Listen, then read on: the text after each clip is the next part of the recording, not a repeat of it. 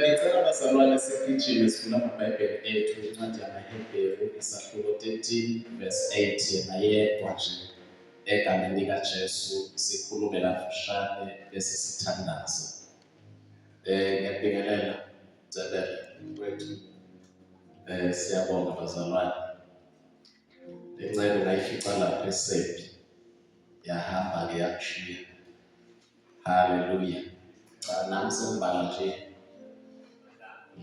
amalanga sekushaye ngoma yebhakabhaka lethu sekusele kancane sengihlalile lapha 3 years wonke sekusele kancane nje kuyele le ekhaya kithi bathi lapha sesibahlala. Amen bazalwane. Ngijabule kakhulu ukuba kuleli izwe bazalwane line-peace. Lelo awukho umuzi ongashuki lutho. Kodwa nje bazalwane sithemba ukuthi sisazobuya lapha kaGwale ngoba ihloko sisaphile. Omzekelo nomtshali. Umtshali iSwati ngamzokhuluma isiZulu. Iswati ekhuluma isiZulu. Haleluya. Ngiyacela bazalwane laphana iHebrews chapter 13 verse 8. Ukhona ongasifundela. Yesu Kristu wakaButu. Muya linyolo nalamuhla naphakade. Zolo namhla naphakade uJesu seja zolo namhla Jesu namhla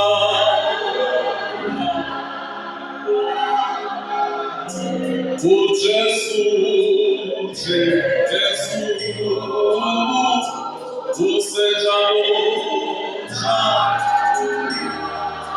solo namhla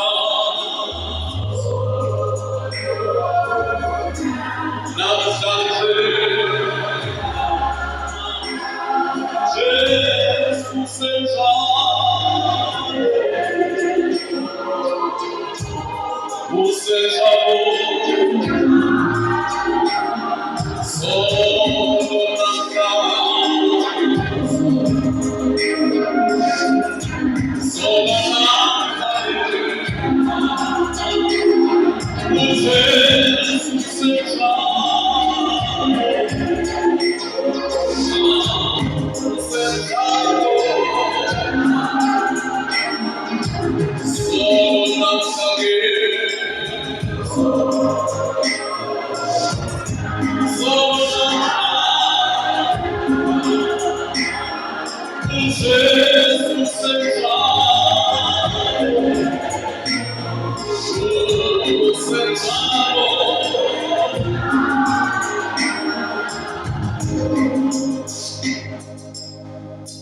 Yahweh kubati ofana nawe ufanele itumiso Yahweh kubati ofana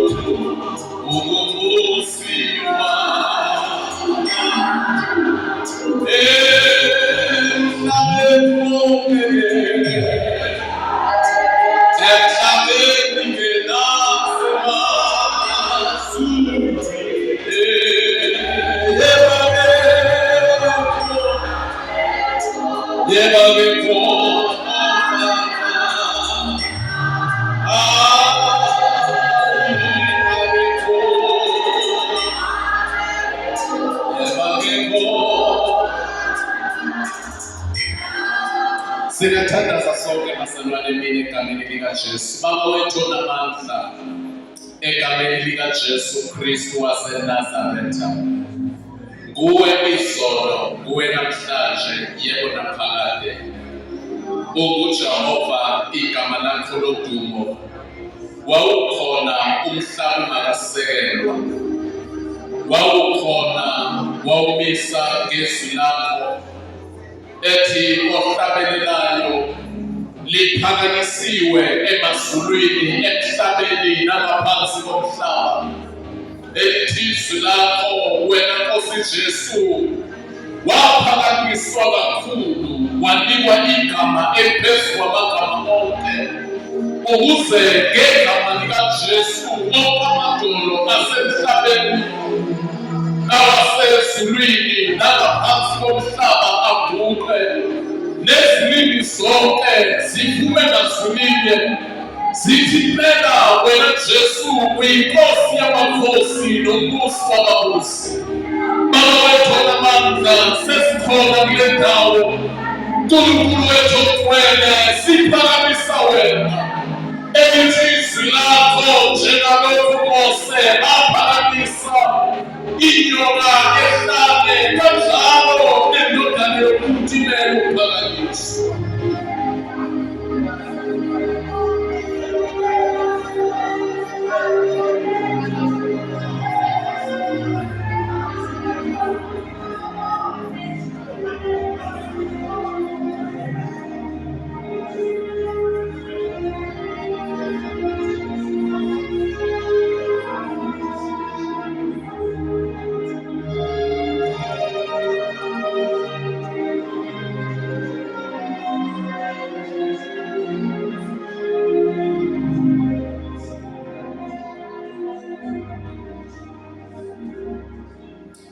La sifunda khona bazalwane kafushane namhlanje bese sithandaza incwadi yamaHebheru, i-author yayo ayaziwa kuze kube namhlanje ukuthi yabhalwa ubani.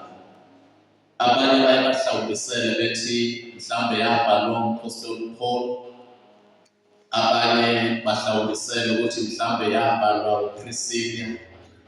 Selokhu kuyahlawumbiselwa kuchekha nalezi iy'tayi zokubhala, kuyabonakala ukuthi uma isiwa kuPaul, isitayili sikaPaul sokubhala uyayazethule before abhale asisho ukuthi mina Paul umpostoli kaJesu. Makulinganiselwa kwabanye selokhu akuhlangani kahle ukuthi ubani owabhala le ncwadi. Kodwa-ke lo mbhali uma ebhala kuyabonakala ukuthi kade ebhala ebhekise le ncwadi kumaHebheru noma amaJuda. LamaJuda kade ebhekene nengcindezelo noma ecindezelekile, ebhekene nokushushiswa, ecindezeleka kanye nesilingo sokuthi indlela babecindezelwa ngayo babesesilingweni sokuthi bangabuyela enkolweni ye-Judaism. Lo mbhali-ke uyabonakala ukuthi ukubhaleni kwakhe ubeyiqonda kahle i-Old Testament kanye ne-New Testament. Ingakho ukubhala kwakhe okuningi uyasithatha asibuyisele back kwi-Old Testament, abhale nenkonzo zobupristi, abhale ngakho konke lokhu echaza, eqhathanisa ukuthi i-Old Covenant noma isivumelwano esidala seBhayibheli kade izinto zenziwa kanje, bese isivumelwano esisha aveze ukuthi sinompristi omkhulu ongasisiza uJesu Kristu. Haleluya. Lo mzalwane-ke uma ebabhalela ukhuthaza labazalwane ukuba babambelele kuJesu Kristu, nakuba bebepersecutwa, nakuba bebecindezelwa, nakuba bebebhekene nezimo ezinhlobonhlobo. Kodwa uyabakhuthaza kule ncwadi yonke ukuthi nakuba ifika izimo, nakuba kufika ukupersecutwa, noma kufika noma ngabe yiluphi uhlobo lwenkinga, bangalinge basuke ekubambeleleni esiphambanweni sikaKristu Jesu. Uthi wayebhala umpostoli Paul ebhalela ibandla laseKorinte, 1 Corinthians chapter 1 verse 18, uthi izwi lesiphambano kwababhubhayo liwula, ebesethi-ke kwabasindiswayo lingamandla kaNkulunkulu. Uyabakhuthaza labazalwane lombhali ukuthi ebazalwane noma ngashushiswa noma ngabanjani, kodwa lingalinge liyekele ukubambelela kuJesu Kristu. Ngoba uJesu Kristu lona asibhalela ngaye, uthi mayibhala lapha kuyo chapter 13 lapha imiyalo ezinhlobo, uthi nguye izolo, nguye namhlanje, ethi nguye naphakade. Ngiyathanda lesi Siswati ngoba liqala lithi uJesu Kristu akaguquki. Ngikukhumbuza-ke lo mzalwane uma ebhala umbhali kaGenesis chapter 1 ethi ekuqaleni wayekhona, ekuqaleni uNkulunkulu wadala izulu nomhlaba. Bese uJohane ethi ekuqaleni uNkulunkulu wayekhona, wayelizwi, enguNkulunkulu, enguNkulunkulu. Lokho okusipha umqondo wokuthi uJesu lo esikhuluma ngaye wayekhona umhlaba ungakasekelwa, wayekhona ngaphambi kokuba kube khona iziqalo, yena wayesevele khona enguNkulunkulu. waplanela umhlaba, waplanela wena, waplanela konke ukuthi kuzofika usibanibani emhlabeni ngalesikhathi, uzophila isikhathi esingaka, uzokhonza empolonjeni, empolonjeni kuyawuba nalokhu, kube nalokhu, kodwa lo mzalwane uzolokhu ebambelela. Esiphambana uNkulunkulu wayekhona umhlaba ungakasekela. Haleluya. Uthi-ke lo mbhali nguye izolo, nguye namhlanje, yebo naphakade. Haleluya. Uma ubheka lo mzalwane uthi mayekhala lapha phezulu,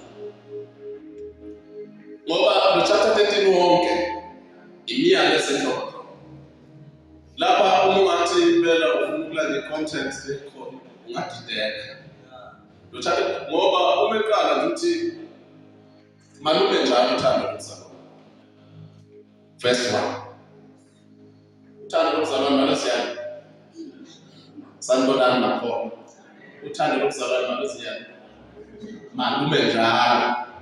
Futhi mama ukhuthaza abazalwane ukuthi abaqhubeke bese bathandana. Yeah. Ibrotherly love. Hallelujah. Athi mayiqhubeka verse 2 wakhona ayishintshe indaba yothando lwabazalwane. Akhona indaba yokwamukela isihambo. Ethi ngoba abanye bangenisa ingelo silana ekhaya bengazi. Hallelujah. Ethi usabambele ngento useshithini. Sethi kumlana ababoshiwe nabahluphayo. Hallelujah. Kodwa usabheke lokho useyishile lesekhuluma ngomshado. Umshado awuhlonishwe. Aqhubeke usabambe umshado awusasibele emshadweni. Avele eshintshe ayijike kumzalwane. Akhona ukuthi ukukhumbula ababeniholo. Hallelujah. Nalapho sayibambile nami ukukhula ethi nguyizo uJesu Kristu.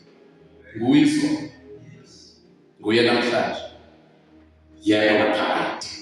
Hallelujah. Lesi isiqiniseko bazalwane igama lami ngisiqiniseko. Lisiqiniseko sokuthi uJesu Kristu akaguquki esimeni sakhe. Akaguquki yena ngokwe-nature yakhe.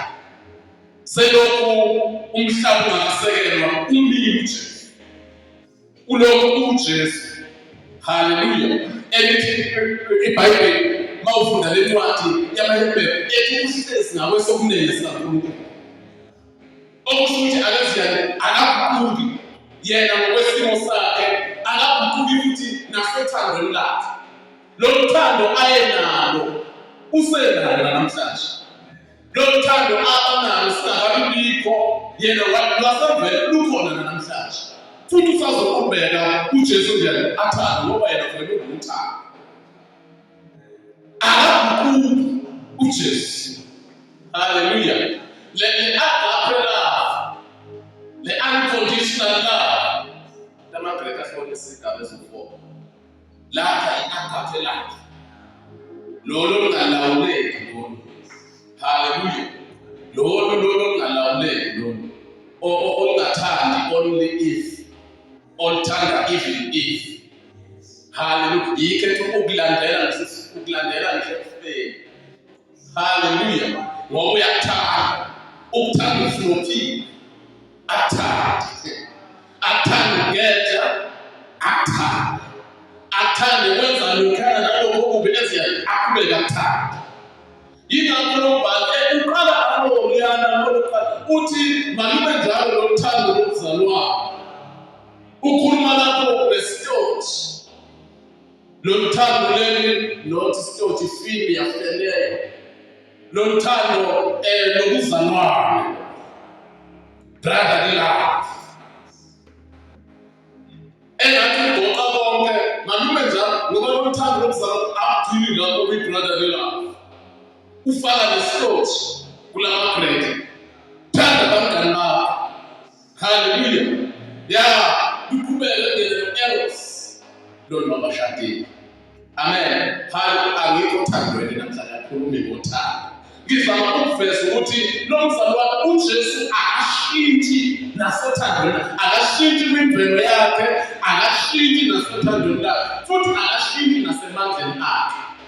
Wayevele namandla umhlaba ungakasekela, wayenamandla esavela njengesithunzi kwi-Old Testament. Uyena owayenza imimangaliso emikhulu, uyena owayevululwa ngombovu, uyena owayedilisa indonga zeJerikho, uyena owayephilisa abantu. Lo Jesu wabonakala nakwi-New Covenant uma efika kade asaphilisa abantu, kade akhulula abantu, ngoba amandla akhe awaguquki. Namhlanje lamandla akhe asalokhu enjalo, amile njengalokhu kade enjalo izolo. Haleluya. Akashintshi uJesu nasemqinisweni, salokhu kade eqiniso uyalenza iqiniso yababa. Osesikhathi ungasola nje wena, why Nkosi? Why akwenza iqiniso kwenza iqiniso? Kuyothi ngokuhamba kwesikhathi bese uyaphaphama uvuke emthongweni. Nembali uyakuthanda lo baba. Njengomakhelwane uthanda ishintshe. Haleluya. Nasezethembisweni zakhe zilokhu zinjalo, zilokhu zinjalo, zifana esizukulwaneni nesizukulwane. Izethembiso zakhe uthi obhalayo ziyebo futhi zingamen. Ayikhuthaza yena lo mzalwane ku-chapter 10 verse 35, ningasilahli lesibindi senu sokwethemba. Uyabona ngoba izethembiso zakhe esebofundela kulo chapter 10 verse elilandela bese ngoba kuseyisikhashana ozayo kuyeza akayilima. Ebese ke Pawulo leyo wazophila ngokukhokha. Akule kulo chapter 10 go verse 38 39. Ebese ke uma ehlehla nyova umphefumulo ungathokoza ngayo. Why ungathokoza? Ngoba uyazi ukuthi yena izithembiso zakhe zinguyebo futhi zingamen. Lokhu akuthembisile ukuthi uzokwenza, uzokwenza. Kanti ehlabelela lapha iPraise TV ihlabele kamnandi ethi akusho ukuthi izwi lakhe selihlulekile. Uzokwenza ini? Lokhu akuthembisile. Lokhu akuthembisile usawenza. Wabathembisa kwi-Old Testament, wabathembisa u-Abraham, wabatshela ukuthi ngizokwenza ube yisizwe esikhulu. U-Abraham wakubona kahle lokho, wabona iminyaka iyahamba iyofika ko-99 waflop u-Abraham, ebona sengazi ukuthi ithembiswe kaNkulunkulu azenzeke, kodwa uNkulunkulu walokho ngoba yena mayesekhulumile ethi uzokwenza, usuke ezokwenza, tshela umakhelwane ukuthi uzokwenza. Ungagive up. Ungakhulumi ngesizulu njengokuthi udokwenza. Haleluya. Udokwenza. Haleluya. Lo Jesu bazalwane ngithi kafushane, lo Jesu wayebaphilisa. Usayiphilisa. Lo Jesu wayebaphilisa nini? Idolo. Njalo idolo. Wayeba namhlanje sazinjani? Asikhulume kanikwa. Usabaphila. Ngimbonile mina abasabana ngimncane kanje umntwana. Ebaphilisa abantu. Haleluya. Ngimbonile. Ngiyakwazi awumazi. Mina ngiyakwazi ukubona umuntu. Hayi bakhe sibona la kuma-TV. Ngiyakwazi ukubona umuntu ehleze ku-wheelchair imoto suku. Ngakubona ngalawo amehlo. Haleluya. Usabaphilisa namhlanje. Mina ngibona uJesu enza umangaliso, mangakubalela ngaqala etendeni phela nabazama senibona nina. Ngibonile mawula ematendeni lapho ubona kahle khona.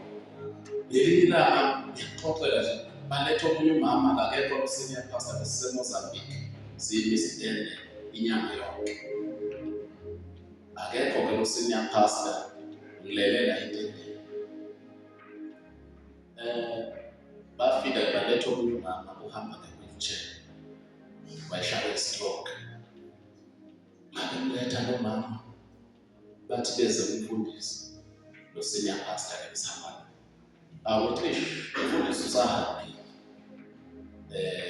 uzobuya ntambama. Ngibona ukuthi hayi ngathi kaphela ngithi mina bani. Kodwa nomfundisi angekho singathandisa. Phela abazalwane akhona kubazalwane abasindisiwe nokuthi kubantu abathile. Uma uvuma uJesu nje ukuthi uJesu njalo uyinkosi nomsindisi, ukuthi uJesu uyokwenza ngisho okukhulu kuna akasho wayekasho kubaphostoli kuphela. Wayesho nawe ukuthi noma kuthiwa nangu umuntu ekhaya uyagula uphethwe yikhanda uyokushaya lesisikhathi ungamtholi umfundisi. Uthi the subscribe you have died is not available. No matter the number you have died does not exist. Wenza njani kuyafa wena? Kanti lamandla wena umuntu bakwazi ukuthandazela umuntu asinde. Ngamthandazela lo mama afike lapha ngibambela isandla lo mama ngathandaza ngokukholwa. Ngabeka isandla. Ngezwa ukuqhuma la iqolo lakhe. Maphuma ngezwa lo mama ethi ha. Wathi nje ha. Sathandaza. Uma sithandaza ngambamba ngesandla waso angikhulumi ngane kwathi uJesu sabaphilisa abantu namhlanje. Mina ngibonile kuningi engakubalela khona noma ebaphilisa izona. Namhlanje sabaphilisa. Kwa Jesu ayikho chronic disease ebazalwane.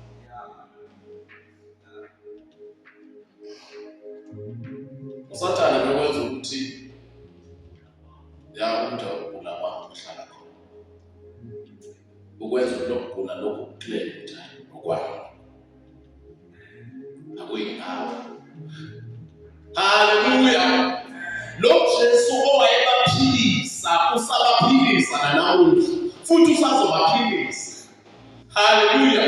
Lo Jesu owayethethelela izono siyathethelela izono bazalwane. Ethi nikamele yebo usongala ngothando. No uthethelelwa sono. No ukhululwa umphefumulo.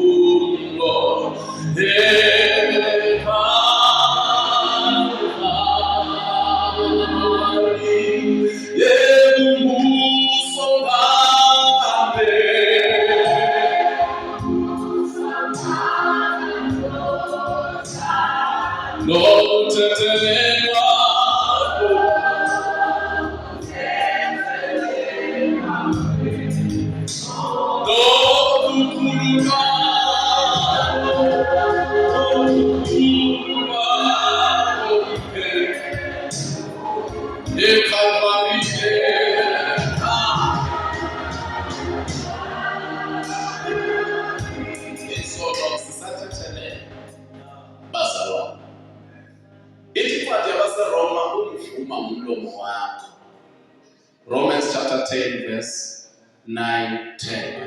Umuvuma ngomlomo ngabani? Ukuthi uJesu inkosi. Bese uyakholwa enhlizweni yakho ukuthi uNkulunkulu wami usakuhle uzosindiswa. Hallelujah. Hallelujah. Izono zoziyali. Kodwa uma uvuma sikhulumele lana ekuseni. Uthi vumani izono omunye nomunye.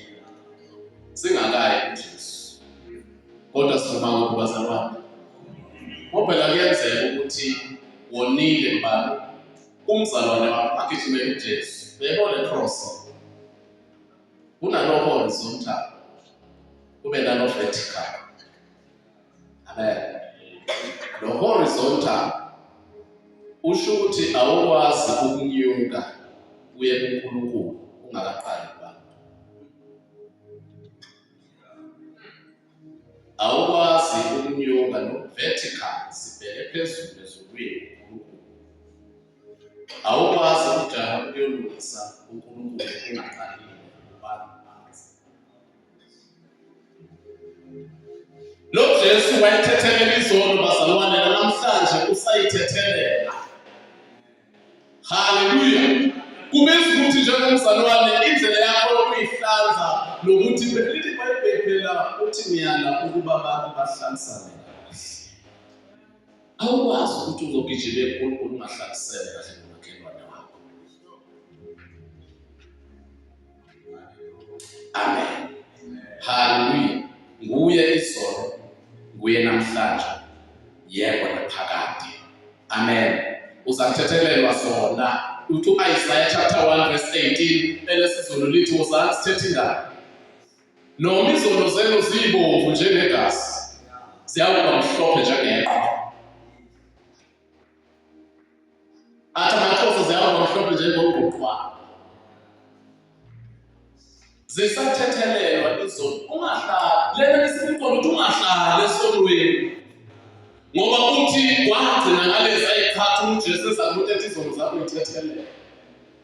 Namhlanje isathethelele ungahlali esonweni. Phela ucabanga nathi ayayithanda abazali nanakuphuma le ebandleni abathanda abazali batshela ukuthi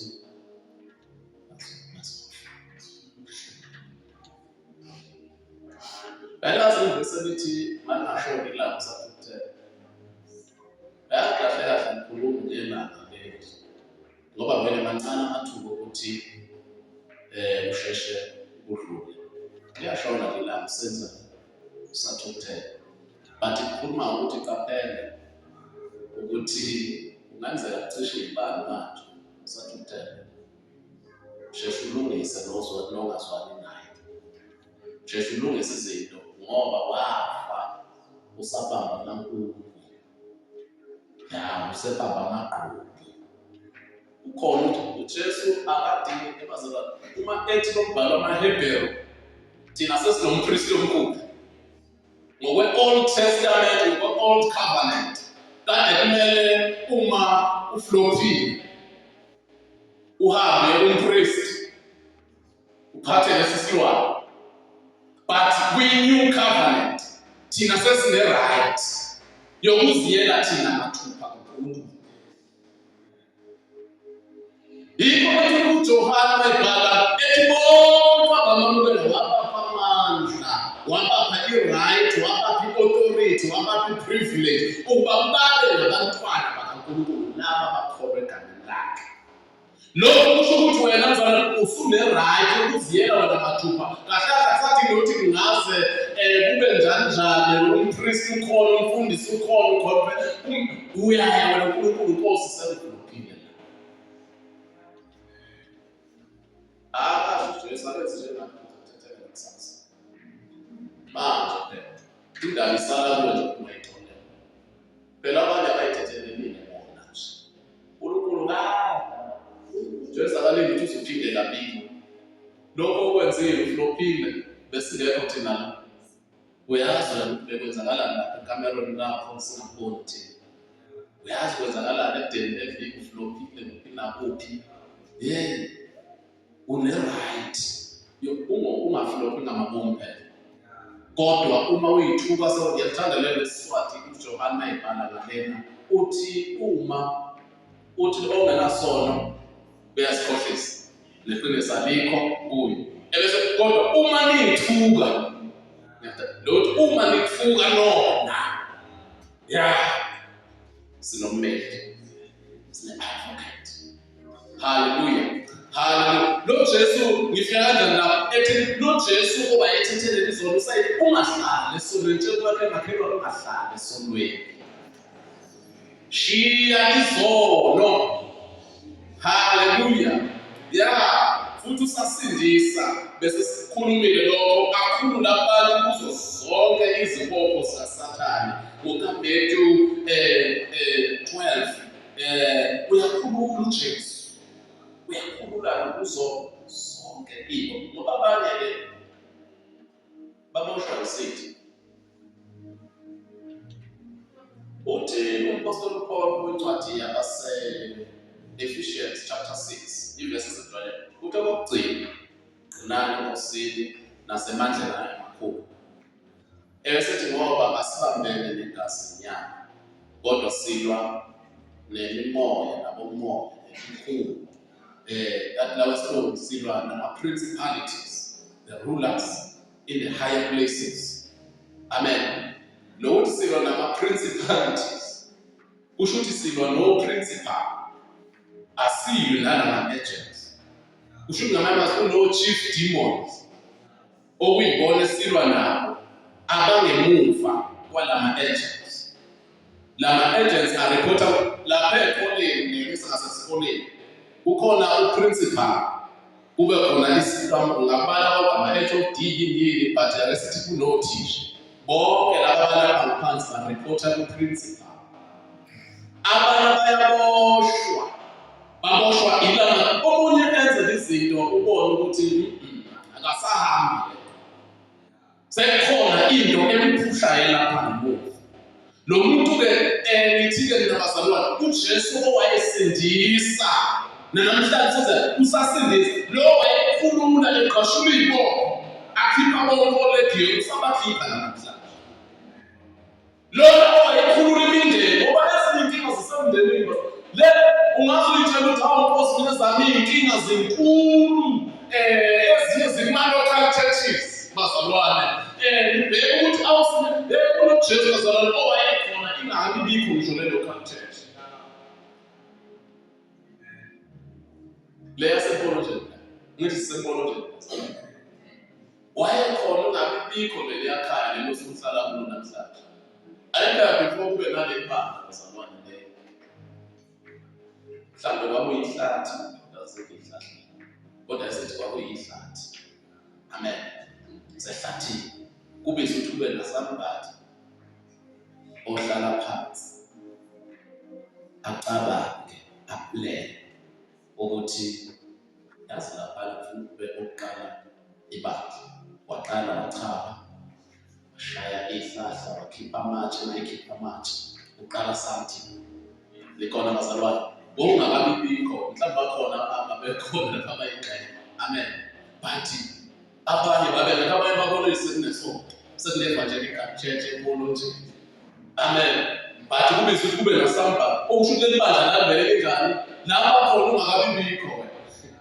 Amen bazalwane. Hallelujah. Nale family ohlezi kuyona wayevele khona uNkulunkulu ngabe uyazi ngisho nazo zonke inkinga wena kwakho kubiza ukuthi umethe. Hallelujah. Ya, umhlaba ungaguquka bazalwane. Kodwa uJesu akaguquki. Akaphelelwa isikhathi, akaphelelwa amandla. Hallelujah. Incwadi kaMalaki chapter 3 verse 6. Libhale ngeSiswati la ithi mina simakade angiguquki. Ngakho-ke nathi izizukulwane kaJakobe aninakuJesu. Mina uNkulunkulu angenze njani? Tshela lo makhelwane uNkulunkulu akaguquki. uNkulunkulu uthi njengoba yena-ke angaguquki, uthi mina Jehova angiguquki. Hallelujah. Ngakho nani zizukulwane aninabhujiswa.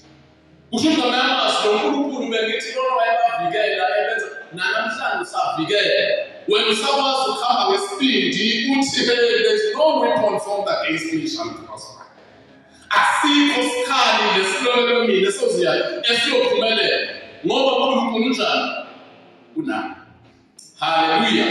Uthi-ke awunabhujiswa. Uzothi uma ebhala lapha kuNumbers Numeri 23:23 lithi leli Siswati kude noma loya Jakobe. Kude noma loya. Ya, kude noma loya. Ngoba kaguquki. Lo benguyizolo usenguye namhlanje. Lo wayebenza bakhulume kanjena obhala bethi kude lo ngaloya Jakobe. Atamani NLT, if there's no curse can touch Jacob, there's no curse can touch you, and there's no magic has any power against Israel. Ethi manje sekuyawushiwo kuthiwa bhekani nokuthi uNkulunkulu. Kunenye version ISV, International Standard Version, ithi that there's no satanic plan against Israel. No satanic plan against you, no divination can ever prevail. uthi sekuyawushiwo phela kuthiwa phela lo kwenze ubani uNkulunkulu ukwenze bani ngoba lo Nkulunkulu obenguye izolo namhlanje senjani usenguye usengakwenza uhambe nawe ngespeed usengakukhulula khona but nabo bekhona abanamandla ukuhamba nonamandla uthi obhalayo umpostoli uPawulu uthi sesiyawuthini na uJehova mengakithi bani mina nathi ethi David eMikhubo 118 verse 5 wakho uthi engcingweni yami noma ekuhluphekeni kwami ngambiza uJehova wangikhulula ebesethi-ke ngakho-ke uJehova ungakimi, the Lord is on my side. Ethi-ke angikwesaba ebesethi kumuntu angalenzani na. Haleluya. Yeah. Ngisho ukuthi bazalwane akenziyani akaguquki. Lona wayediliza indoda ebonakala koJehoshafathi ebalwela nawe usengakulwela. Le nkinga yakho uma unenkinga incane kabi kahle kahle uNkulunkulu ayikho. Owakubiza ukuthi yani usondele kuye umethembe ngaso sonke isikhathi. Haleluya. Lokho uNkulunkulu wethu bazalwane akaguquki. Nakuba izimo iguquka nomhlaba uguquka kodwa yena kezinjani akaguquki bazalwane sisondela ekuthandazeni. Ngakho-ke ngithi bazalwane ngalo uNkulunkulu owayekhona izolo namhlanje osazoba khona phakathi ngithi methembe. Njengomakhelwane menze njani? Methembe. Le verse lesikhuthaza bazalwane ukuthi kahle kahle asethembe uNkulunkulu ngaso zonke izikhathi. Methembe noma ngabe isiphi isikhathi noma kubhekene naleziyani methembe. Ngoba umthembele kuye mzalwana akukho ongazamazamisa. Lithi kubo 125 abamethembayo bafana nentaba iSiyoni engenakuzanyazanyiswa. Ethi njengalokhu intaba ihamba iJerusalema. Ethi kanjalo noNkulunkulu uhamba yini abantu bakhe. Phela wena ufikele ngonamandla. Ethi mhlawumbe wethu inongo jabula-ke ngakho bandla ngoba ufikelwe ngonamandla. Ethi zonke zakhe izitha uzisusa ezichitha. Ethi abantwana benkosi abanazi izingozi bahleze kwenyoni emthini nenkanyezi ezulwini. Bebafuna sivikele ona kubizwa ukuthi simethembe. Lo Nkulunkulu kade enza imangaliso emkhulu ekuvela namhlanje usayenza. Lo Nkulunkulu kade baphilisa nawe usengaphilisa. Lo Nkulunkulu kade bakhulula nawe usengakhulula. Lo Nkulunkulu kade ebaphumelelisa nawe usengaphumelelisa. Kwakumethembe.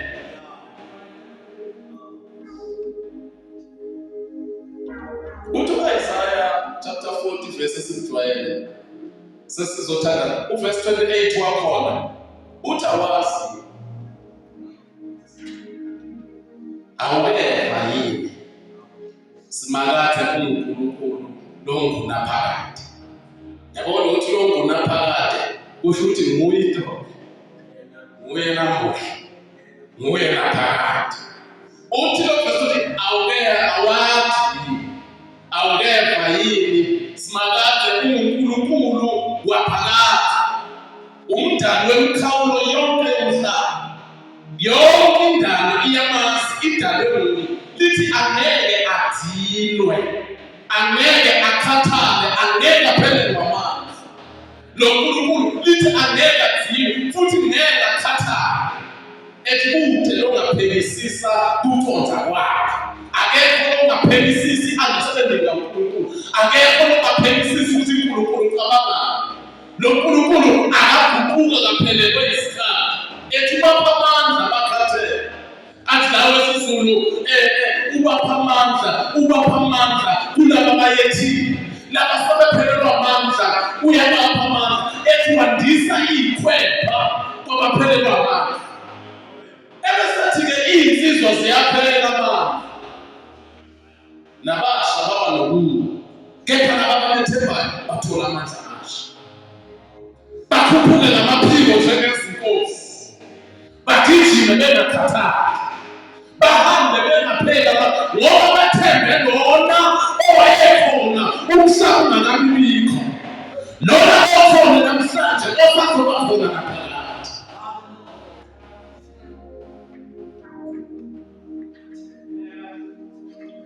Labo abethembele kuSimakade bathola amandla amasha, bakhuphuka ngamaphiko njengezithweti kusho iSiswati, indlela bakhuphuka ngamaphiko njengezinkosi, badizela phezulu ngoba bahamba nobani naSimakade. Haleluya. Lithi-ke bayagijima bangadinwa, bagijima bangakhathali, yinda bahamba nalolo namandla. Lokho